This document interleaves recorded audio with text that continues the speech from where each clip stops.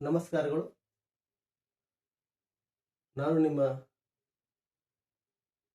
ಪೌಲಪ್ಪ, Vardhan career academy ಬೀದರ್ದಿಂದ. ಇವತ್ತು ವಿಶೇಷವಾಗಿ ಇತಿಹಾಸದಲ್ಲಿ ಬರುವಂತ, ಪ್ರಾಚೀನ ಭಾರತ ಇತಿಹಾಸದಲ್ಲಿ ಬರುವಂತಹ ಹೊಸ ಧರ್ಮಗಳ ಉದಯದಲ್ಲಿ ಜೈನ ಧರ್ಮ ಮತ್ತು ಬೌದ್ಧ ಧರ್ಮ ಸಂಬಂಧಪಟ್ಟಿರುವಂತಹ ಈ ಸ್ಪರ್ಧಾತ್ಮಕ ಯುಗದಲ್ಲಿ ಕೆಲವೊಂದು ಪ್ರಶ್ನೆಗಳನ್ನ ಕೇಳಲಾಗುತ್ತೆ. ಸೊ ಹಾಗಾಗಿ ಮೂಲವಾಗಿ ನಾವು ಯಾವ ವಿಷಯಗಳನ್ನ ಇವತ್ತು ಮೂಲವಾಗಿ ನಾನು ಹೊಸ ಧರ್ಮ ಉದಯದ ಬಗ್ಗೆ ಹೇಳುವ ಸಂದರ್ಭದಲ್ಲಿ ನಾನು ಆಯ್ಕೆ ಮಾಡಿಕೊಂಡಿರುವಂತಹ ವಿಷಯ ಏನಂತಂದ್ರೆ ಅದು ಬೌದ್ಧ ಧರ್ಮ.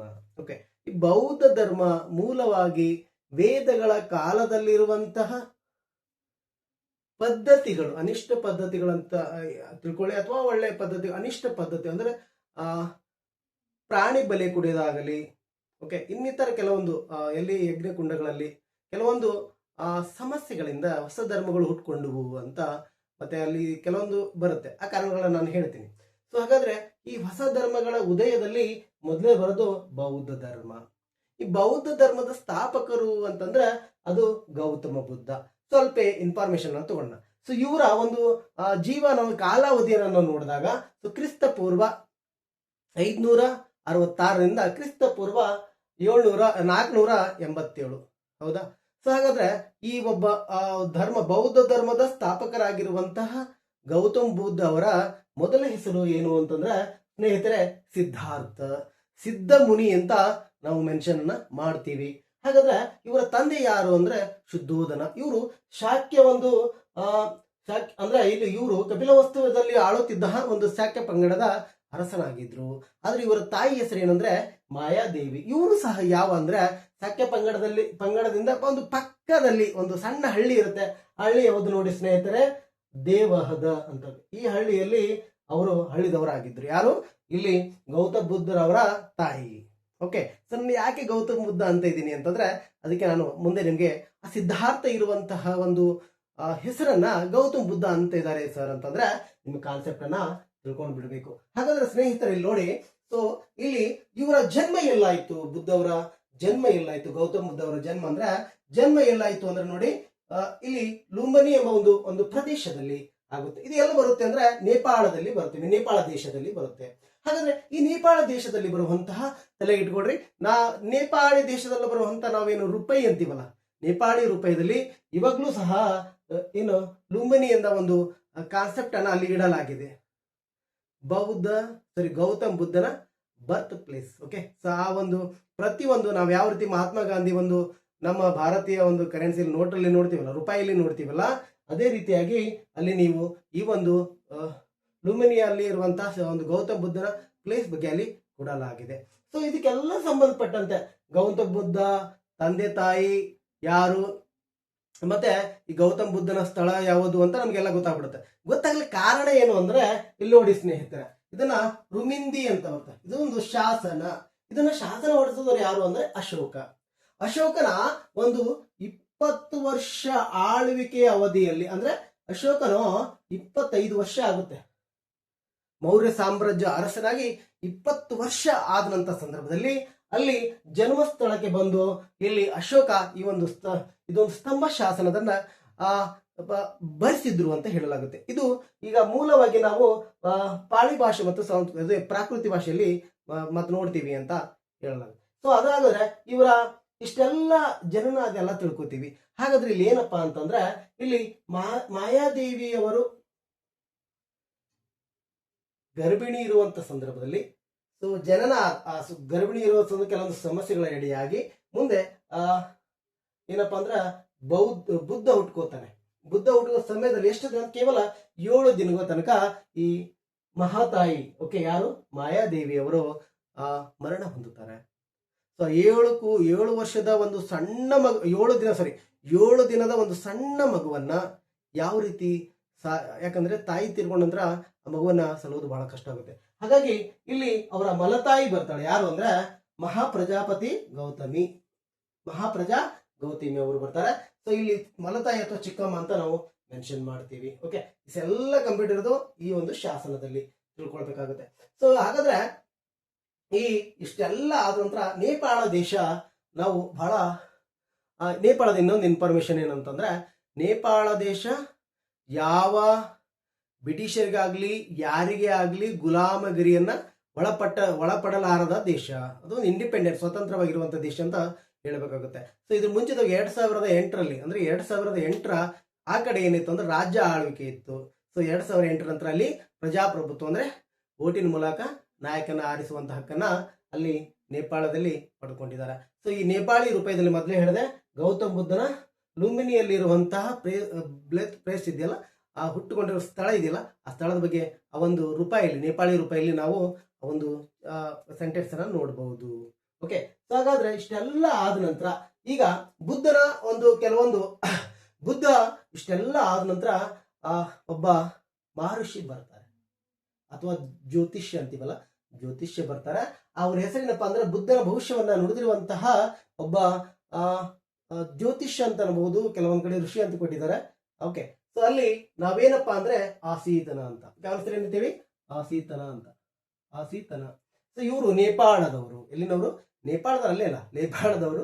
ಸೊ ಇವ್ರು ಏನ್ ನೋಡ್ತಾರೆ ಅಂದ್ರೆ ಎಲ್ಲ ಅಲ್ಲಿ ಇಲ್ಲಿ ನೋಡಿ, ಯಾರು ಶುದ್ಧೋಧನ ಏನ್ ಮಾಡ್ತಾರೆ ಅಂತಂದ್ರೆ, ಮೂಲವಾಗಿ ನನ್ನ ಮಗ ಭವಿಷ್ಯವನ್ನ ನೋಡುವಂತ ಎಲ್ಲ ಒಬ್ಬ ಋಷಿ ಮುನಿಗಳನ್ನ ಕರೆಸಿರ್ತಾರೆ. ಆ ಸಂದರ್ಭದಲ್ಲಿ ಬಂದಿರುವಂತಹ ಒಬ್ಬ ಜ್ಯೋತಿಷ್ಯ ಅಲ್ಲಿ ಏನ್ ಹೇಳ್ತಾರೆ ಅಂತಂದ್ರೆ, ಆ ಮಗುವಿನ ಕೈ ಹಿಡಿದುಕೊಂಡು ಒಂದ್ ಕಡೆ ಖುಷಿ ಪಡ್ತಾರೆ, ಇನ್ನೊಂದ್ ಕಡೆ ನೋವಾಗಿರುತ್ತೆ.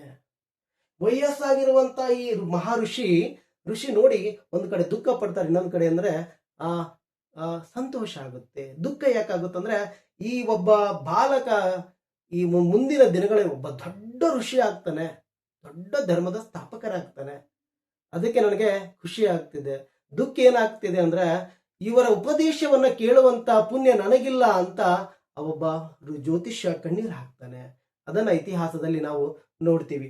ಹಾಗಾದ್ರೆ ಇಷ್ಟೆಲ್ಲ ಆದ ನಂತರ ಈಗ ಶುದ್ಧೋಧನಿಗೆ ಏನಾಗುತ್ತೆ ಅಂತಂದ್ರೆ, ಸಮಸ್ಯೆ ಏನಪ್ಪಾ ಅಂತಂದ್ರೆ, ನಾನೊಬ್ಬ ರಾಜನ ಮಗ ರಾಜನೇ ಆಗ್ಬೇಕಲ್ವಾ, ಹಾಗಾದ್ರೆ ಸನ್ಯಾಸಿ ಆಗ್ತಾನಂತ ಹೇಳ್ದಲ್ಲ ಋಷಿ ಅಂತ ತಿಳ್ಕೊಂಡು ಏನ್ ಮಾಡ್ತಾನೆ ಅಂದ್ರೆ, ಸುಖ ವೈಭವಗಳನ್ನ ತನ್ನ ಅರಮನೆಯಲ್ಲೇ ಇಟ್ಕೊಳ್ತಾರೆ. ಸುಮಾರು 3ರಿಂದ 4 ಅರಮನೆಗಳನ್ನ ನಿರ್ಮಾಣ ಮಾಡಿ, ನನ್ನ ಮಗನಿಗೆ ಹೊರಗಿನ ಪ್ರಪಂಚದ ಜ್ಞಾನ ಇರಬಾರದು, ಅಂದ್ರೆ ರಾಜ ವೈಭವವನ್ನು ಅನುಭವಿಸ್ಬೇಕು ನನ್ನ ಮಗ ಅಂತ ಎಲ್ಲ ಸೌಕರ್ಯಗಳನ್ನು ಕೊಟ್ಟಿರುವಂತ ಅವರ ತಂದೆ. ಹಾಗಾದ್ರೆ ಇಷ್ಟೆಲ್ಲ ಆದ ನಂತರ 16 ವರ್ಷಕ್ಕೆ, ಎಷ್ಟು ವರ್ಷಕ್ಕೆ, 16 ವರ್ಷಕ್ಕೆ ಅಲ್ಲಿ ಸಿದ್ಧಾರ್ಥನ ಮದುವೆ ಮಾಡಲಾಗುತ್ತೆ. ಅದು ಯಶೋಧರ, ಯಾರ ಹೆಂಡತಿ ಹೆಸರು ಹೇಳಿ, ಯಶೋಧರ. ಈ ಯಶೋಧರ ಯಾರು ಅಂದ್ರೆ ಗೌತಮ್ ಬುದ್ಧನ ಅಥವಾ ಸಿದ್ಧಾರ್ಥನ ಸೋದರ ಮಾವ. ಹಾಗಾದ್ರೆ ಈ ಯಶೋಧರ ತಂದೆ ಹೆಸರು ಏನಂದ್ರೆ ಸುಪ್ಪ ಬುದ್ಧ. ಈಗ ತಾಯಿ ಹೆಸರೇಂದ್ರ ಪಮಿತಾ. ಓಕೆ, ಸೊ ಹಾಗಾದ್ರೆ ಇಷ್ಟೆಲ್ಲ ಆದ ನಂತರ ಇವರು ಸಹ ಯಶೋಧರೆ ಸಹ ಒಂದು ರಾಜ್ಯ ಮನೆತನದಲ್ಲೇ ಬರುವಂತ ಒಬ್ಬ ರಾಣಿಯಾಗಿರ್ತಾಳೆ. ಓಕೆನಾ. ಸೊ ಹಾಗಾದ್ರೆ ಇವರಿಬ್ಬರ ಒಂದು ಬಾಂಧವ್ಯದಲ್ಲಿ ಒಂದು ಮಗು ಹುಟ್ಟುತ್ತೆ. ಅದ ಹೆಸರು ಏನಪ್ಪಾ ಅಂದ್ರೆ ರಾಹುಲ್. ಅದ್ರ ಬಗ್ಗೆ ನಾನು ಹೇಳ್ತೀನಿ. ಇಷ್ಟೆಲ್ಲ ಆದ ನಂತರ 16 ವರ್ಷದಂತ ಕೂಡಿರುವಂತ ಹಕ್ಕಿಯಾಗಿ ಸಿದ್ಧಾರ್ಥ ಅರಮನೆಯಲ್ಲಿ ಇರ್ತಾನೆ.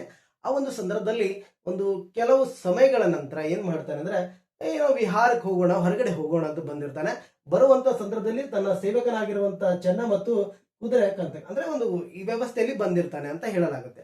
ಸೊ ಆಗ ಬಂದಾಗ ಅಲ್ಲಿ ಬುದ್ಧನಿಗೆ 4 ದೃಶ್ಯಗಳನ್ನು ಕಂಡನು ಅಂತ ನಾವು ತ್ರಿಪೇಟಕ ಕೆಲವೊಂದು ಎಲ್ಲಲ್ಲಿ ನೋಡ್ತಾ ಇರ್ತೀವಿ.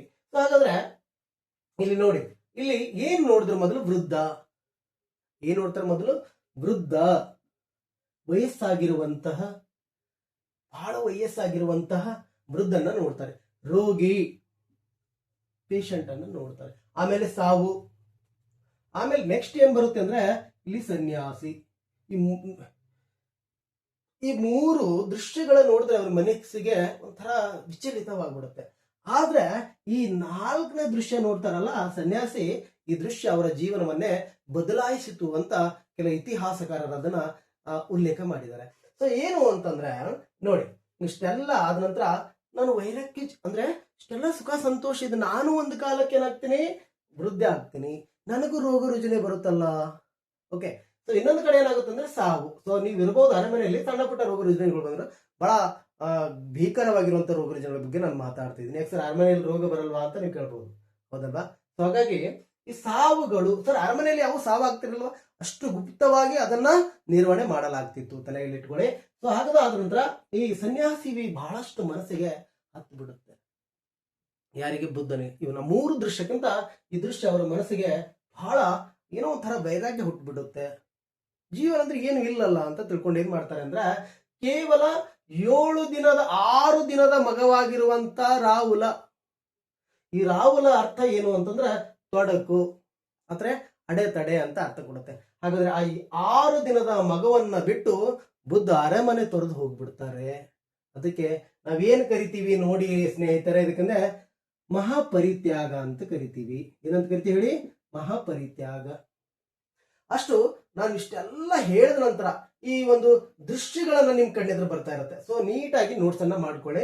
ಸೊ ಅದಾದ ನಂತರ ನೋಡಿ, ಅಷ್ಟೆಲ್ಲ ಆದ ನಂತರ ಮೊದಲಿಗೆ ನಾನು ನನ್ನ ಜೀವನವನ್ನ ಸಂಪೂರ್ಣವಾಗಿ ಸುಖ ಸಮೃದ್ಧಿಯಿಂದ ತ್ಯಾಗಿಸಿ, ಓಕೆ, ಸೊ ನನ್ನದಾಗಿ, ಓಕೆ, ನನಗಾಗಿ ಅಂತಲ್ಲ, ನನ್ನ ವೈರಾಗ್ಯ ಜೀವನದಲ್ಲಿ ಒಂದು ಚೈತನ್ಯವನ್ನು ತೆಗೆದುಕೊಳ್ಳುವಂತ ಪ್ರಯತ್ನ ಮಾಡಿರುವಂತ ಸಿದ್ಧಾರ್ಥ ಏನ್ ಮಾಡ್ತಾರೆ ಅಂತಂದ್ರೆ, ಮೊದಲಿಗೆ ಅವ್ರು ಎಲ್ಲಿಗೆ ಹೋಗ್ತಾರೆ ಅಂದ್ರೆ ವೈಶಾಲಿಗೆ ಹೋಗ್ಬಿಡ್ತಾರೆ, ವೈಶಾಲಿ ನಗರಕ್ಕೆ ಹೋಗ್ಬಿಡ್ತಾರೆ. ಅಲ್ಲಿ ಒಬ್ಬ ಗುರು ಇರ್ತಾರೆ. ಆ ಗುರು ಯಾರು ಅಂತಂದ್ರ ಆದರ ಕಮಲ. ಸೊ ಇವರಲ್ಲಿ 2 ವರ್ಷ ಟ್ರೈನಿಂಗ್ ತಗೋತಾರೆ. 2 ವರ್ಷ. ಎಷ್ಟು ವರ್ಷ ಹೇಳಿ ಸ್ನೇಹಿತರೆ? 2 ವರ್ಷ ಟ್ರೈನಿಂಗ್ ತಗೋತಾರೆ. ಎಷ್ಟು ವರ್ಷ? 2 ವರ್ಷ. ಅಲ್ಲೂ ಸಹ ಅವರಿಗೆ ತೃಪ್ತಿ ಆಗಲ್ಲ. ಆದ ನಂತರ ಎಲ್ಲಿ ಬರ್ತಾರೆ ಅಂದ್ರೆ ರಾಜಗೃಹಕ್ಕೆ ಬರ್ತಾರೆ. ಈ ರಾಜಗೃಹದ ಬರ್ತಾರೆ, ಅಲ್ಲೊಬ್ಬ ಗುರುಗಳು ಸಿಗ್ತಾರೆ, ಟೀಚರ್ಸ್ ಗುರುಗಳು ಸಿಗ್ತಾರೆ, ಉದ್ರಕ ಗುರುಗಳು. ಇವರಿಂದ ಬಹಳ ಏನಂದ್ರೆ ಯಾವ ರೀತಿ ಮನಸ್ಸನ್ನ ಏಕಾಗ್ರತೆ ಮಾಡಬೇಕು, ಯಾವ ರೀತಿ ಮನಸ್ಸನ್ನ ಏಕಾಗ್ರತೆ ಮಾಡಬೇಕು ಅನ್ನೋದನ್ನ ಮನಗಟ್ಟಾಗಿ, ಓಕೆ, ಇವರಲ್ಲಿ ಏನು ಅಂದ್ರೆ ಕಲ್ತ್ಕೊಂಡ್ಬಿಡ್ತಾರೆ. ಆಮೇಲೆ ಜೀವನ ಮತ್ತೆ ಕೆಲವೊಂದ್ ಕಡೆ ಹೋಗಿ ತನ್ನ ಜೀವನವನ್ನ, ಇಡೀ ಶರೀರವನ್ನ ಪಂಜರ ಹಾಗೆ ಅಂದ್ರೆ ಗೊತ್ತಾಗುತ್ತಲ್ಲ, ಅಸ್ಥಿ ಪಂಜರ ಅಷ್ಟು ಇದು ಮಾಡ್ಬಿಡ್ತಾರೆ. ಆದ್ರೂ ಸಹ ಅವರಿಗೆ ಜ್ಞಾನ ಒಲಿಯೋದಿಲ್ಲ. ಹಾಗಾಗಿ ಲಾಸ್ಟ್ ಅಲ್ಲಿ ಏನ್ ಮಾಡ್ತಾರೆ ಅಂತಂದ್ರೆ, ಇಲ್ಲಿ ನೋಡಿ, ಇಲ್ಲಿ ನೈರಂಜನ ನದಿಯಲ್ಲಿ ಒಂದು ಮಿಂದು ಅಂದ್ರೆ ಅಲ್ಲಿ ಎಲ್ಲ ಸ್ನಾನ ಎಲ್ಲವನ್ನು ಮಾಡಿಕೊಂಡು ಅಲ್ಲಿನ ಆ ಒಂದು ಇಲ್ಲಿ ಏನಂದ್ರೆ ಇದು ಎಲ್ಲಿ ಈ ಪ್ರದೇಶ ಎಲ್ಲ ಬರುತ್ತೆ ಅಂದ್ರೆ ಗಯಾದಲ್ಲಿ. ಆ ಗಯಾದಲ್ಲಿ ಇರುವಂತಹ ರಾಜನ ಮಗಳಾಗಿರುವಂತಹ ಸುಜಾತ. ಆ ಸುಜಾತ ಏನ್ ಮಾಡ್ತಾಳೆ ಅಂತಂದ್ರೆ ಅವರಿಗೆ ಒಂದು ಪಾಯಸವನ್ನ ಕೊಡ್ತಾಳೆ. ಆ ಪಾಯಸವನ್ನ ಸಿಕ್ಕೊಂಡ ನಂತರ ಒಂದು ಬುಧಗೈ ಅಂದ್ರೆ ಅರಳಿನ ಮರದ ಕೆಳಗಡೆ ಕುಂತ್ಕೊಂಡು ಧ್ಯಾನ ಮಾಡ್ತಾರೆ. ಎಷ್ಟು ದಿನವರೆಗೆ ನೋಡಿ ಸ್ನೇಹಿತರೆ ಅಂದ್ರೆ 47 ದಿನಗಳವರೆಗೆ. ಎಷ್ಟು ಹೇಳಿ? 47 ದಿನವರೆಗೆ ಧ್ಯಾನ ಮಾಡ್ತಾರೆ. ಧ್ಯಾನ ಆದ ನಂತರ ಸುಮಾರು ಇಷ್ಟೆಲ್ಲ ಕಷ್ಟಪಟ್ಟು, ಸುಮಾರು ಈ ಒಂದು ಮುಂದಿನ ಇಷ್ಟೆಲ್ಲ ಕಷ್ಟಪಟ್ಟು ತನ್ನ ಸಿದ್ಧಾರ್ಥ ಇರುವಂತಹ ದೇಶಕ್ಕೆ ಏಷದ ಬೆಳಕು ಅಂತ ಕರೆಯುವಂತಹ ಏಷದ ಬೆಳಕು, ಮತ್ತೆ ಸುಮಾರು ಮುಂದಿನ ಕ್ಲಾಸ್ ಅಲ್ಲಿ ಅವರನ್ನ ಯಾವ ರೀತಿ ಯಾವ ಹೆಸರುಗಳಿಂದ ಕರೆಯಲಾಗುತ್ತೆ, ಯಾವ ದೇಶಗಳಲ್ಲಿ ಆ ಬೌದ್ಧ ಧರ್ಮ ಪ್ರಚಾರವಿದೆ. ಓಕೆ, ಸೊ ಮೂಲವಾಗಿ ಈ ಬೌದ್ಧ ಧರ್ಮದ ಸ್ಥಾಪಕರಾಗಿರುವಂತಹ ಇಲ್ಲಿ ಗೌತಮ್ ಬುದ್ಧ, ಮುಂದೆ ಸಿದ್ಧಾರ್ಥ ಇರುವಂತಹ ಗೌತಮ್ ಬುದ್ಧ ಆಗಿರುವಂತಹ ವ್ಯಕ್ತಿ ತಥಾಗತ ಅಂತ ಕರೀತಾರೆ. ತಥಾಗತ ಅರ್ಥ ಏನಪ್ಪಾ ಅಂದ್ರೆ ಸತ್ಯವನ್ನ ಅರಿತುಕೊಳ್ಳುವುದು ಎಂದರ್ಥ. ಸತ್ಯವನ್ನ ಅರಿತುಕೊಳ್ಳುವುದು ಎಂದರ್ಥ. ಹಾಗಾದ್ರೆ ಇಷ್ಟೆಲ್ಲ ಆದ ನಂತರ ಈ ಮುಂದಿನ ನಿಮ್ಮ ಭೇಟಿ ನೆಕ್ಸ್ಟ್ ವಿಡಿಯೋದಲ್ಲಿ ನೋಡೋಣ ಸ್ನೇಹಿತರೆ. ಇದು ನಿಮಗಾಗಿರುವಂತ ವಿಡಿಯೋ. ನಮಸ್ಕಾರ.